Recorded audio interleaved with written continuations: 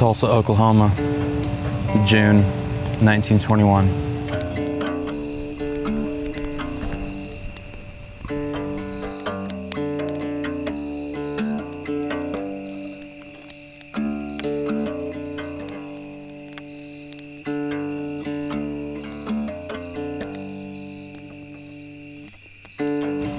After a brutal 1919, where white supremacists took the lives of blacks in dozens of hate-filled incidents, tensions were high. A young black shoe shiner boy by the name of Diamond Dick gets on the elevator of the Drexel building. Inside the elevator is 17-year-old girl Susan Page. We don't really know what truly happened, but we know both of them ran out of the elevator screaming, and the local paper ran an article saying he had attacked her. So the boy gets apprehended and brought into custody. The sheriff guards him.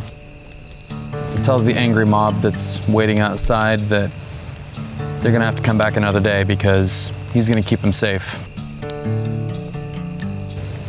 They didn't like that. So 75 men from the black community decide to arm themselves and guard the boy, keep him safe. When they get to the jailhouse to guard him, they were met with a force of 1,500. Shots ring out, casualties on both sides. Rumors quickly spread to the neighboring towns with tales of hysteria, claiming a black insurrection was at hand, and reinforcements came. The National Guard was quickly deployed to guard the white communities in case there was a counterattack from the black community for what was about to come next. At dawn, thousands of white vigilantes from neighboring towns descended on Greenwood. They set the town ablaze. 1,300 homes turned to ash. 6,000 homeless. A once booming mecca of wealth and success turned to complete rubble. The official death toll was 36. The papers only recorded the deaths of the white ones. Most experts place the death toll at least 300 or even higher. These photos only exist today because the white supremacists who burned the successful black community kept them as celebratory souvenirs.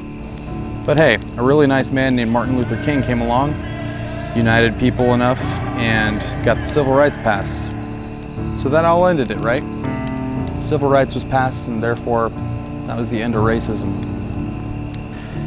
If you jump on social media or turn on some conservative media, they'll tell you the same thing over and over again. There is no systemic racism. They hate white people because white people are successful and they're not. There's still 193 million white Americans.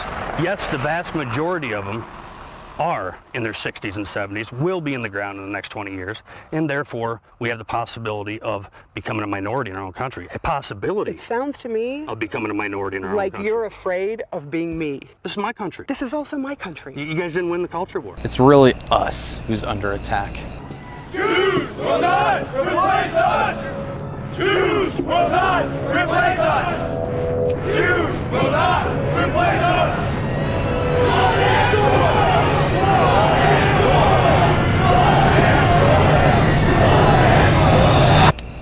My, how far we've come. To the rhythm of the war drum.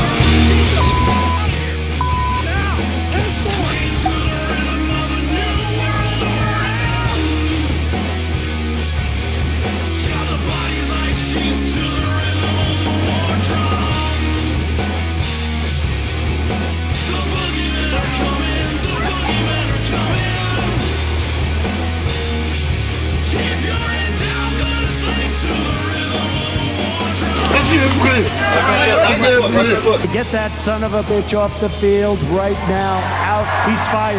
NBA superstar LeBron James is talking politics again. Keep the political commentary to yourself. Shut up and dribble. But we do have Donald Trump now calling for military action against protesters. I'd like to ask you what you think about that.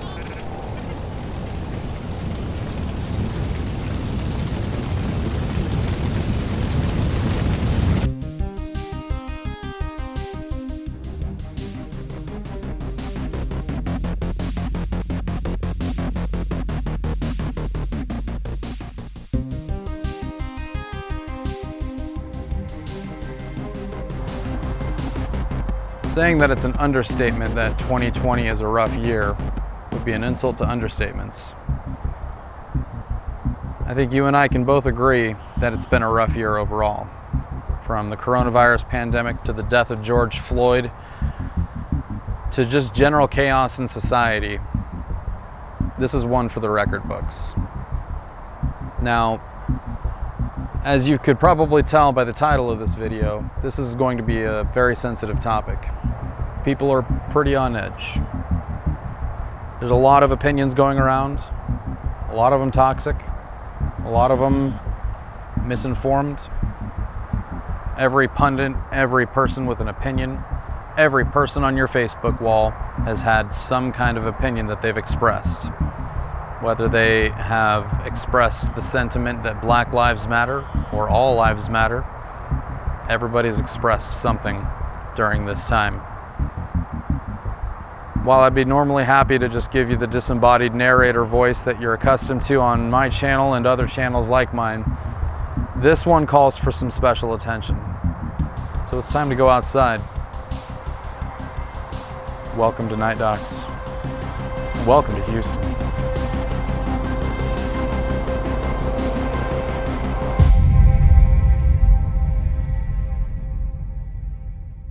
People have actually been out here all day long honoring their friend George Floyd. I want to give you a look at what's going on out here behind me. This is actually very, very close to where George Floyd lived. He grew up in apartments just across the street, and after that he lived in a home just 1 or 2 blocks away from here until his mother died, unfortunately, 2 years ago. You know, we call it the ghetto.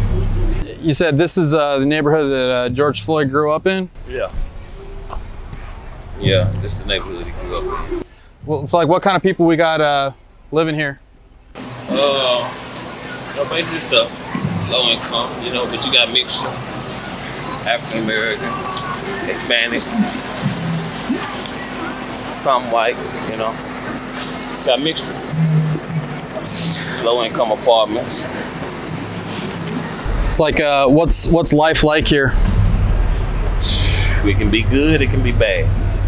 All I can say, it can be good, it can be bad. It can be good where you're having a good time, a normal cookout. It can be bad where the police harassing you, and then, you know, us black people sometimes we killing each other. So, yeah. You know, that can be the bad part. It can be a shootout. Next day it can be a beautiful day. Rainbows, cookout, barbecue. That's just how it is around here. Why is it that the only white people I'm seeing here are journalists? And I guess myself, I count sort of as a pseudo-journalist. These guys are here because it's their job. We've got AP and Reuters over here. We've got Channel 13 News. Would they be here if this wasn't their job?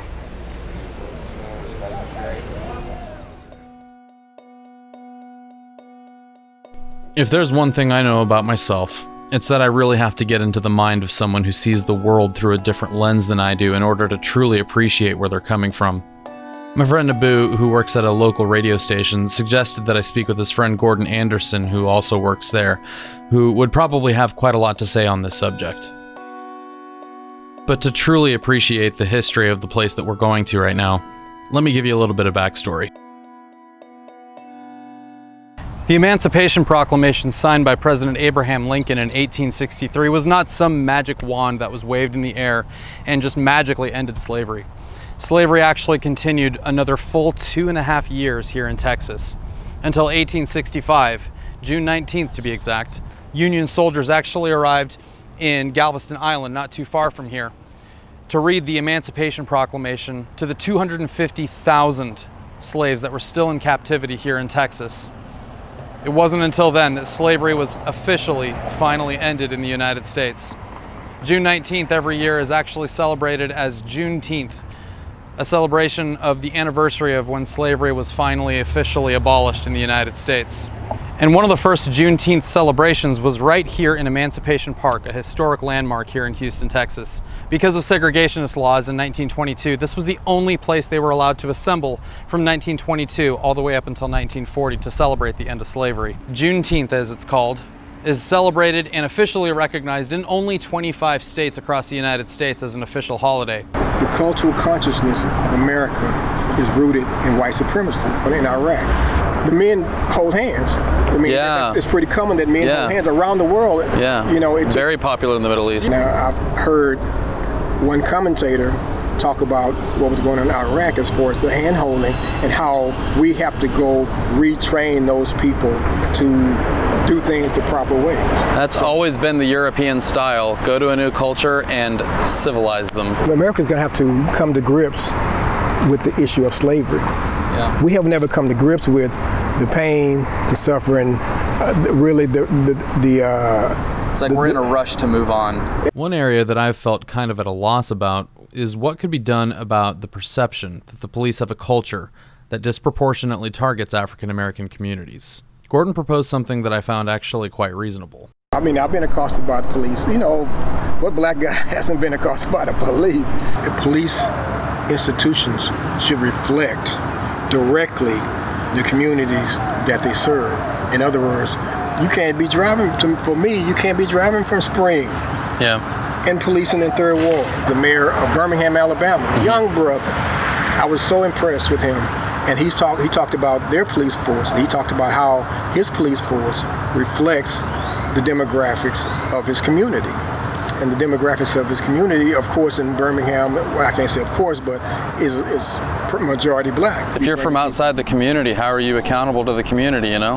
After you take off the badge and you still have to face your neighbors. Speaking with Gordon, whose activism on his radio program Black on Both Sides, which has given voice to so many in the black community here in Houston, I really wanted to get his take on what someone like me can do. The only corrective efforts that are going to come in this culture will come from white people, with other white people. The issue is in the hearts of whites. They have to choose to be human or not. I'm just hopeful. I'm hopeful that the white audience that happens to watch your video really takes into account. Look in the mirror first of all. What can I do to make things better? Not necessarily make a black friend, but be a better human being. That's all we're asking. Just be a better human being. You say, you know, society in general is rooted in white supremacy, which I honestly don't disagree with. Because I mean, it seems like world history in general is always from the European perspective. If that were to change, like how would just culturally, like what would equality be like to you? Equality would be just allow people to do what they need to do to be a full and whole human being. How far do you think we've come since the Civil Rights Movement?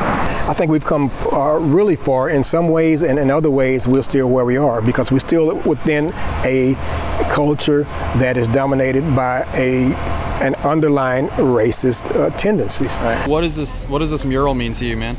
Oh, it means a lot to me, man. What makes this particular case different from all the other ones? Because they showed it for the world. It was for everybody to see. I just thank God. Why was the reaction so much different this time around? Because of everybody seen it on TV. And they seen it with their own eyes. Yeah. They didn't review it from a cop's camera or nobody else's camera. It was live, and I think that really just bring a change about it. It just made people come together. That's just murder, man. It's just plain murder, man. And the guy is actually, he's telling you can't breathe. And you still hold his foot on his neck, man. They tired of seeing all the videos. We tired of seeing that, you know, we really ain't doing nothing and they just attacking us like that. So they getting tired of it. And now everybody coming together, seeing like, hey, enough is enough. Can I ask you, how optimistic are you right now about the future? I don't know what's going to happen. Yeah? I don't know what's going to happen. You got a feeling? I have a feeling it's going to turn out pretty good. I think so too, man. The flashpoint around Mr. Floyd, it blew up because you saw a person murdered. First of all, that was, I mean, you saw someone murdered right in front of you. There is no gray area. And another, let me just say this though, and you know the Minnesota DA's office, they find every little way to maneuver around prosecuting this guy. Now, if they don't prosecute this guy, if you think that you've seen riots now, it's going to explode. Things will explode, and justifiably so. I mean, come on, man. Just show some kind of damn respect to people. This has been simmering for decades and decades and decades and decades and decades. George Floyd is just the latest in a series of high-profile murders of black Americans by police. John and I went to go see a local rapper named Teamstacks Keezy, who had someone particularly close to him lose their life from a police encounter that went south, and a simple misunderstanding led to the death of someone very important to him. I ain't feeling the George Floyd, man. What happened to George Floyd, I don't feel it, man. I'm just be real. What makes this so different from the other ones? Because the man saying he can't breathe. It's just simple. That's been said before, but like, you know, like Eric Garner? Yeah. Like, why is it that this specific one, and just in your opinion, like, why is the nation and the world so focused on this one? Because it's tiresome. How many times we got to go through that?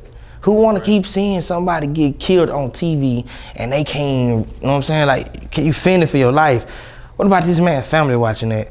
I'm looking at my nephew. What if my nephew watching me? Same way he watching me on videos and all that. He watching me down there the last 3 seconds or 5 seconds of my life. I'm saying I can't breathe. And when a person got a chance to just have a heart and just get up, it's like, have a heart. He was murdered. That was murder, and we watched it. You feel me? It was, you don't always gotta murder.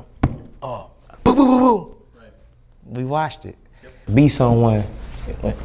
Everybody know what this is on 45, 59 on the freeway. If you don't know this part of Houston, you ain't been to Houston. My name is Teamstacks Keezy originally, and it's from my cousin Stacks, Eric Young Stacks Gibson. Eric Gibson, he got killed in 2010, Jhun. Police killed him. He got killed off the dirt bike. He was coming home from school. It was the summertime, 2010. Be mindful, he was a kid. They was on the dirt bike. So if you wanted to stop somebody, you could either be like, man, hey, y'all stop. Hey, get on the sidewalk, or hey, go put a helmet on the side. The first thing I'm gonna do is run when I see that, you know what I'm saying? Because we already get racial profile.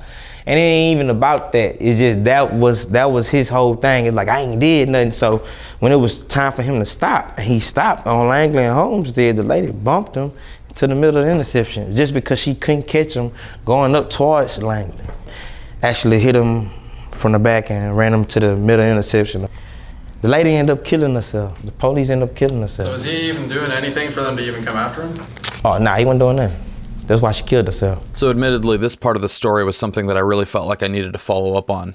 So I started digging around in news articles, and sure enough, Eric Gibson was killed by police in June of 2010. And the most disturbing thing about Eric Gibson's death at the hands of police was the cover-up. The cover-up happened just immediately afterwards. Police told the media and everybody else who asked that Eric was basically driving down the road like a maniac, running red lights, and he had just struck a silver Buick and injured a bunch of people, including 4 small children, and that's why they were going after Eric. But in every single news story that I found, all of them have a small little line that seems to go almost unnoticed that say witnesses saw the police officer actually push Eric into the intersection, and that preceded the car accident where the other people were injured. Eric was terrified. Eric was running away. He didn't know why they were coming after them. So here's a news article that came out just a few days later. Houston Police Department admits chase preceded the fatal wreck. Houston police admit that they were chasing a dirt biker who died after he crashed into a car carrying a man and his small children. The police were trying to frame this whole story as a police officer trying to take out a bad guy that was actively committing crimes, when there is no evidence that that actually ever happened. While witnesses maintained that police were chasing the dirt bike for 2 hours after the wreck, the Houston Police Department denied it. Then, HPD changed its story and said officers were in pursuit, chasing after the man after he and 2 others were spotted driving erratic and speeding on their dirt bikes. The department said the officers tried to pull them over, but the men never stopped. The department said real-time information was slow in coming. The pursuit, it never reached excessive speeds. It traveled at a safe distance, and it lasted no more than 5 minutes, said HPD's Jody Silva. The witnesses said the driver of the dirt bike, later identified as 18-year-old Eric Gibson, ran a red light and crashed into the car while trying to escape from police. She said the motorcycle flew into the air before crashing to the ground. Other witnesses were angry that police chased the bike through heavy traffic. The driver of the dirt bike was pronounced dead at the scene. He was described as an aspiring football player and a graduate of North Forest High School. The accident remains under investigation. This is June of 2010, and there's nothing after this. No investigation was completed. No one was held accountable. Now, before we continue, I want to talk a moment about something that all of us have been lied to for years and years and years. Have you ever heard the phrase, history is written by the victors? Well, in the case of the Civil War, history was written by the wealthy and the powerful. Let me show you how. You may have heard the argument from Confederate apologists that the Civil War was not about slavery. It was about states' rights.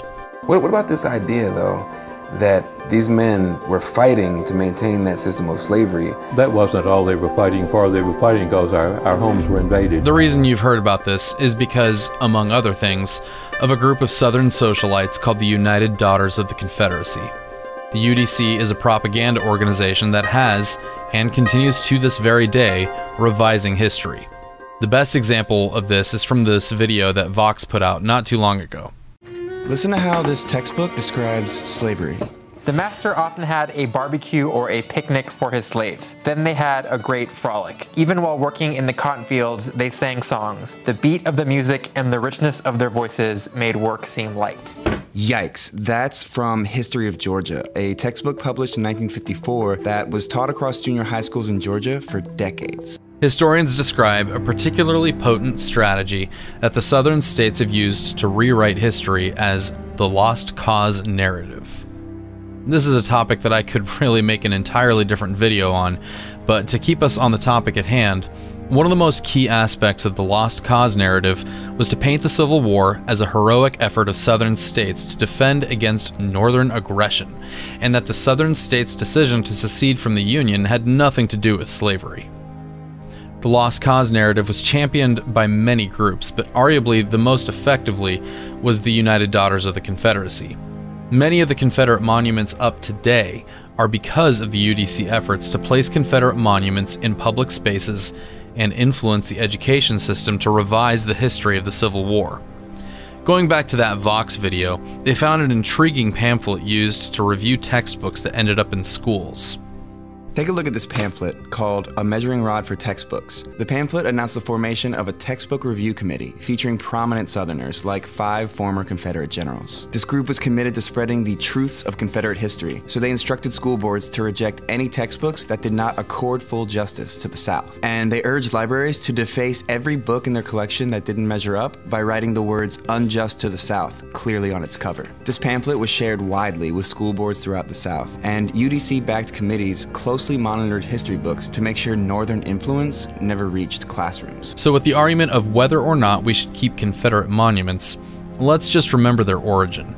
A group of liars pushing a false narrative that the Confederacy was worth celebrating. And as far as those who simply say that tearing them down is like erasing history. My first name Gordon, Gordon. My last name Cotton, Cotton, just like you pick. There we go. So all this fuss over the Confederate statues and the flag and slavery, is it time for us to move forward? No, if we're going to move forward on this, we're going to leave everything else out in our history. Are we going to be selective in what we're going to keep and what we're going to forget? There's a big difference between remembering history and learning from it and celebrating atrocities. After the fall of Nazi Germany, they didn't erect countless monuments to the most evil men in history. God's German here wants to die for country. Oblige him. They left up the camps as a place people can remember and respect what happened to the victims of their cruelty. The Confederate monuments have to go. They were put up in the 1880s and 90s when white supremacy was being brutally reimposed over the old Confederacy. Again in the late teens and 20s when the Ku Klux Klan was ascendant. Again after the Brown versus Board of Education decision in 1954. And so we see that these are not monuments to history and heritage, but they're an attempt to rewrite history and to essentially celebrate a false narrative about what happened during the Civil War. And we have to get rid of them. They're not about heritage. This is a specious argument. This is about the reimposition of white supremacy in the South at various periods. Even today, when we visit the website, they're still busy revising even the history of their own organization. Basically, they've rewritten the entire history of why their organization was founded, hiding the fact that until recent decades, they even erected monuments to prominent members of the Ku Klux Klan. Grand Master of the Klan. This monument was erected and dedicated October 7, 2000. Listen to the way they describe this man. This monument stands as a testament of our perpetual devotion and respect. One of the South's finest heroes. I would really love to know how the IRS allows a group of lily-white supremacist Karens, who the Southern Poverty Law Center lists as a neo-Confederate hate group, to operate as a tax-exempt organization, whose group's own dishonesty saying they've always stood against racism flies in the face of all intelligent discussion on the matter. This group has poisoned the minds of generations, and I hold indirectly responsible for decades of hate crimes. Fucking waste of space, you despicable fucking... Based on the gaslighting of children through the years, who themselves grew up to commit atrocities based on the prejudices and history denialism fed into their young, moldable minds. The most effective devils are the ones who tell you that there are none.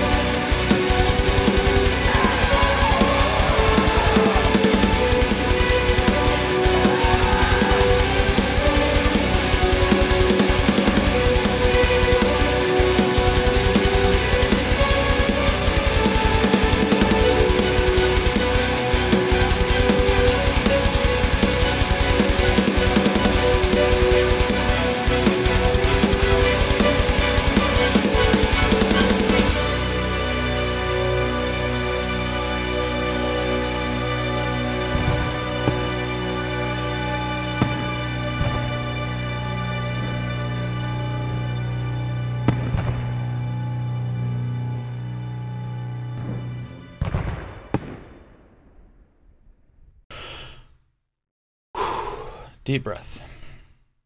I'm good.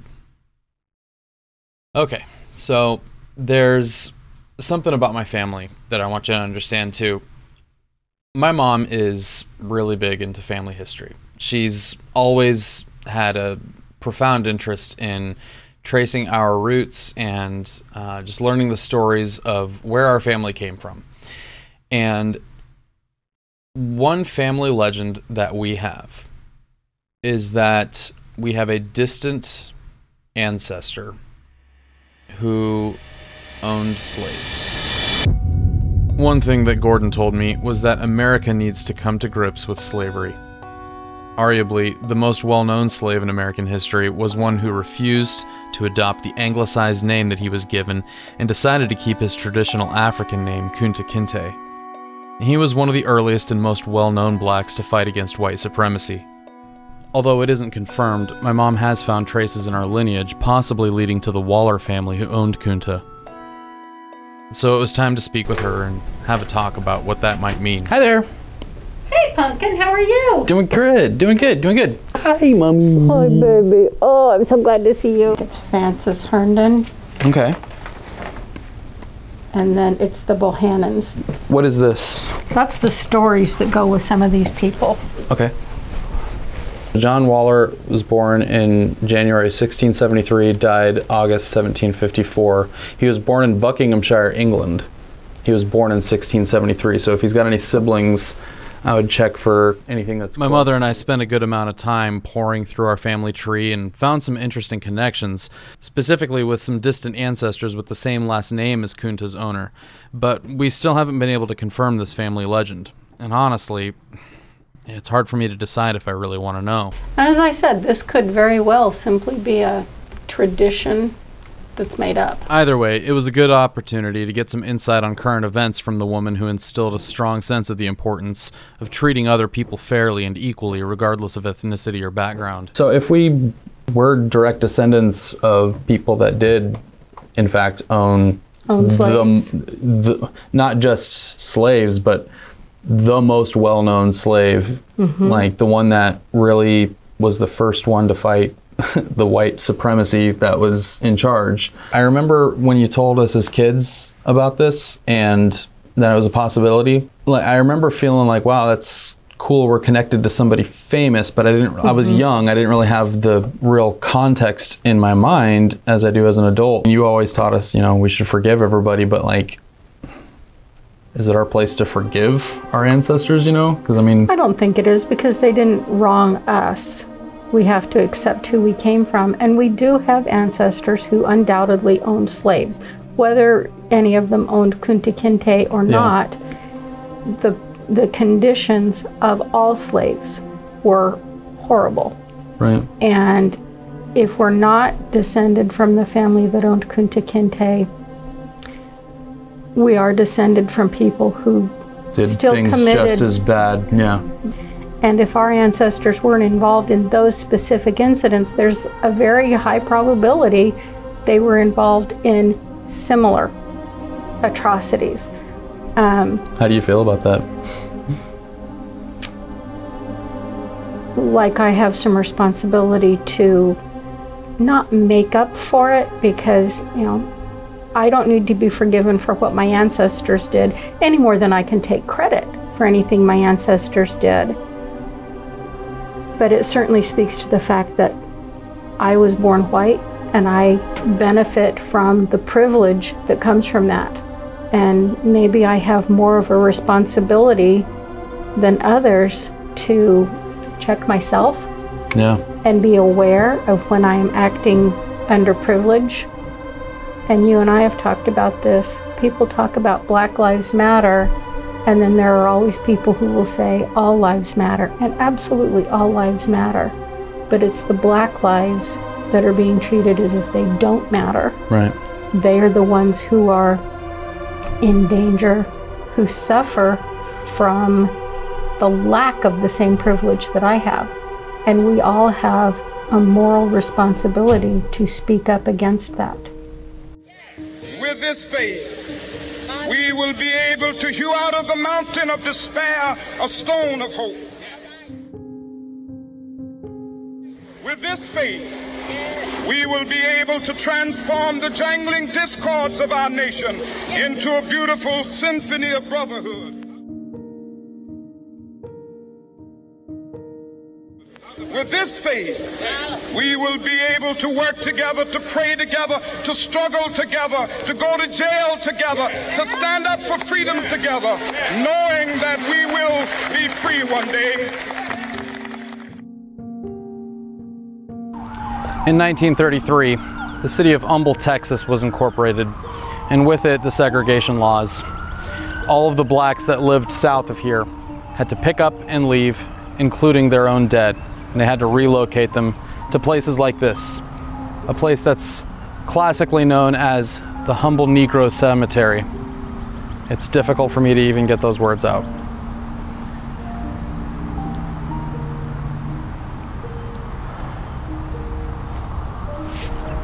The black community did as they were told and moved all of their things, all of their dead, and moved out of Humble, Texas.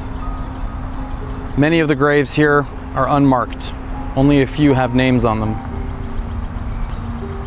I wanted to end this video in a place that we could show some reverence to.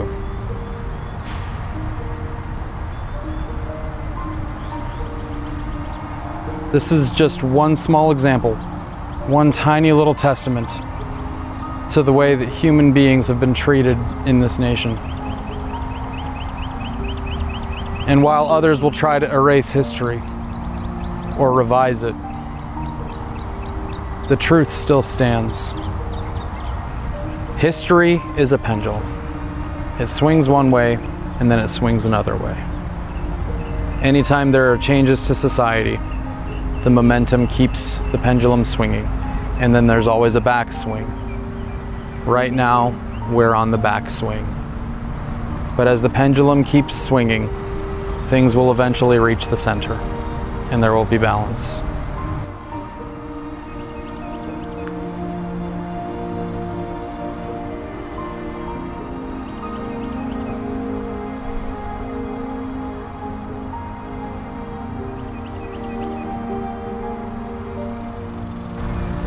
We can and we must do better. And until we do, the divide will only increase between us. Evan Hadfield, another YouTube creator, recently said, "When everyone is screaming, it's hard to hear a calm voice." And that couldn't be more true during a time like this. Be safe. Be vigilant. Do not tolerate hate to enter your heart. And just remember that out of the darkness, we can all find light. But for now, this is NightDocs, signing off. When we allow freedom to ring, when we let it ring from every village and every hamlet, from every state and every city, we will be able to speed up that day when all of God's black men and white men, Jews and Gentiles, Protestants and Catholics will be able to join hands and sing in the words of the old Negro spirit. Free at last, free at last.